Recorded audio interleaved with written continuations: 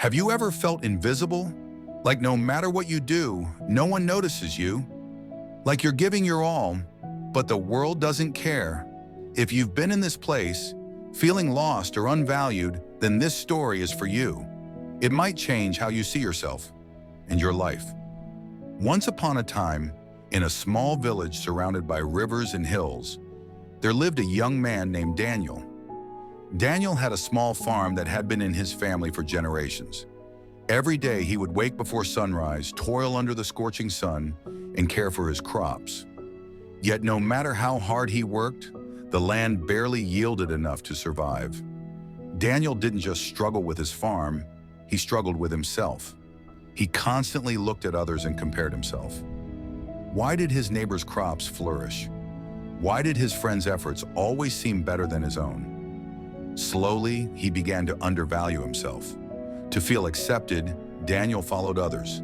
He fetched water for friends who never helped him. He bent over their farmlands, pulling weeds by hand from sunrise to noon, while his own land waited for him. He laughed at their jokes, joined their gatherings, and tried to belong. But the more he tried, the more invisible he felt. His farm suffered, his energy drained, and his confidence disappeared. One day, as Daniel carried water for his friends again, he noticed an old man sitting under a mango tree, eyes closed, seemingly meditating.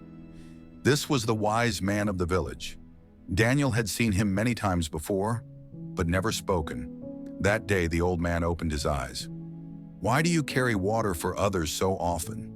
he asked calmly. Daniel hesitated.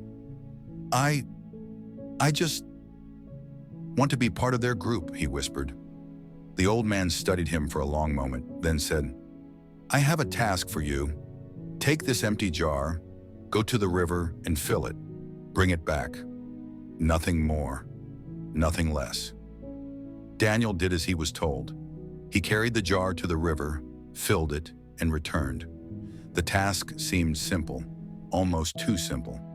The old man nodded, then began to speak as they walked slowly along the riverbank. "You know, Daniel," he said, "gold doesn't need to prove it's valuable. No matter what anyone says, gold remains gold. Your worth is the same. You don't need validation from those who can't see it." Daniel listened, a spark of understanding flickering inside him. The old man gestured toward the flowing river. "Water flows naturally to rivers that can hold it.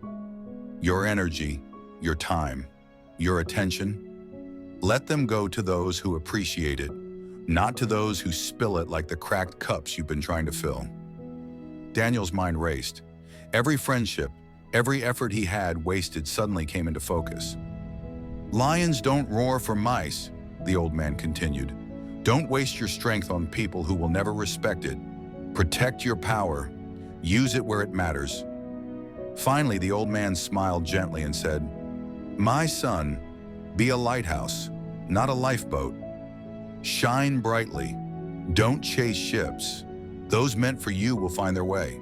Focus on yourself. Your light will guide the right people, the right opportunities, and the right love." Daniel felt something inside him shift. For the first time, he saw clearly the mistakes he had been making. He realized that he had been giving his best to people who would never see it. He had been looking outward for validation instead of inward.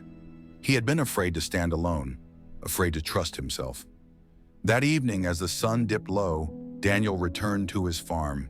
He looked at the soil, the plants, and the small plots that he had almost given up on.